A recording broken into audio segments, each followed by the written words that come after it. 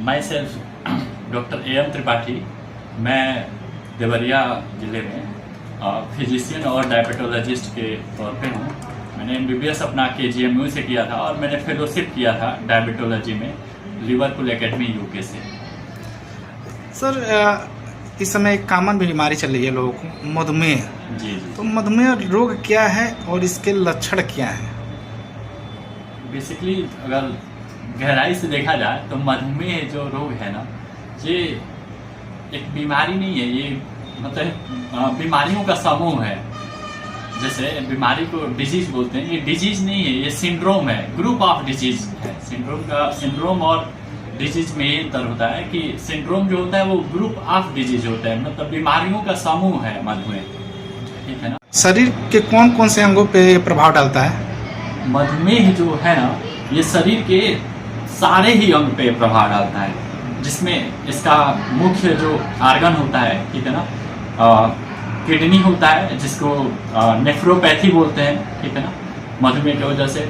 आँख होता है जिसको रेटिनोपैथी बोलते हैं, और पैर के और मस्तिष्क के नसें होती हैं जिसको न्यूरोपैथी बोलते हैं। तो 3 तरह की पैथी कॉमन होती है, न्यूरोपैथी, रेटिनोपैथी और नेफ्रोपैथी। अच्छा, मधुमेह में कौन कौन सी जांच कराना जरूरी होता है?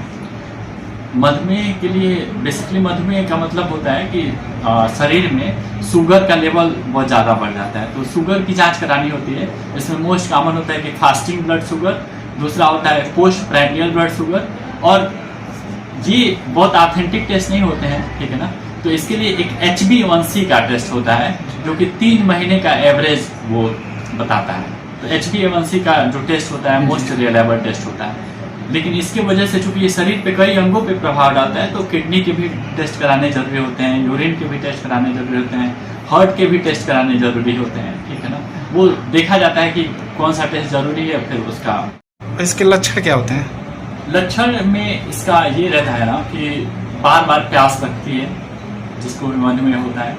फिर शरीर में थकावट रहता है, बार बार पेशाब करेगा, पॉलीयूरिया उसको बोलते हैं, पॉलीडिप्सिया, पॉलीयूरिया और पॉलीफेजिया। उसको थकावट रहेगी तो भूख लगेगा, ठीक है। बार बार पेशाब होना, बार बार प्यास लगना और बहुत ज़्यादा भूख लगना, 3 मेन लक्षण होते हैं मधुमेह। अच्छा, मधुमेह रोग किसको किसको हो सकता है?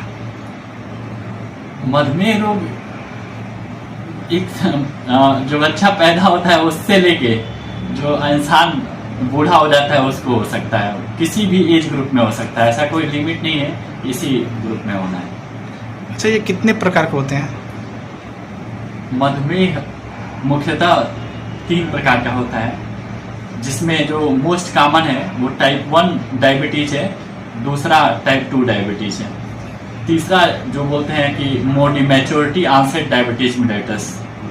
एक नया मतलब उसको इंट्रोड्यूस करना है कि टाइप 1.5 डायबिटीज को भी इंट्रोडक्शन मिला हुआ है। जी। तो ये टाइप 1 के बारे में कुछ डिटेल बताएंगे, टाइप 2 के बारे में?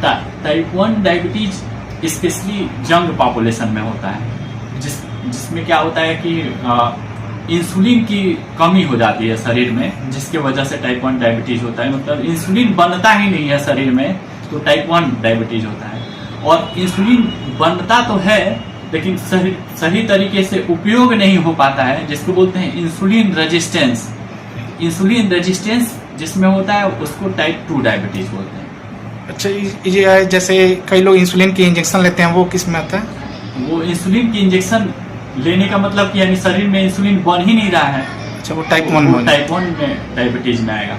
तो सबसे ज़्यादा इस समय कॉमन कौन चल रहा है? सबसे ज़्यादा देखिए, सबसे ज़्यादा जो कॉमन अगर रहता है, अगर देखा जाए तो 95% केस में टाइप 2 डायबिटीज होता है। इसीलिए आप लोग जनरल पॉपुलेशन में आप लोग देखते होंगे कि अधिकतर लोग डायबिटीज की जो है वो मेडिसिन पे हैं। जी। बहुत कम लोग, अगर 100 लोग हैं उसमें से मुश्किल से 4 या 5 लोग इंसुलिन पे डिपेंडेंट हैं, लेकिन 95% लोग मतलब मेडिसिन से ही मैनेज हो जाता है। तो 95% केस में टाइप 2 डायबिटीज ही। अच्छा, से बचाव से या किसी से ये हमेशा के लिए जड़ से खत्म हो सकता है ये रोग? देखिए, इसमें डिपेंड करता है कि डायबिटीज का या मधुमेह का कौन सा प्रकार है। जनरली जहाँ पे मधुमेह बनता ही नहीं है, ठीक है ना, जैसे टाइप 1 डायबिटीज़ है, इसके बहुत कम चांसेज होते हैं कि बिना दवा के या बिना इंसुलिन के ये सही हो जाए। लेकिन अगर जहाँ पे, जबकि ये कम ही परसेंटेज में होता है, लेकिन अधिकतर परसेंटेज जो टाइप 2 डायबिटीज़ होता है 95% जो पॉपुलेशन में है, उसके ठीक होने की संभावना भी 90% होती है। अगर आदमी उसके जिसके वजह से होता है, ठीक है ना, उस वजह पे काम करे, सही से रिस्क फैक्टर्स जो होते हैं उस पे काम करे तो सही हो सकता है। अच्छा, इससे बचाव के कुछ उपाय?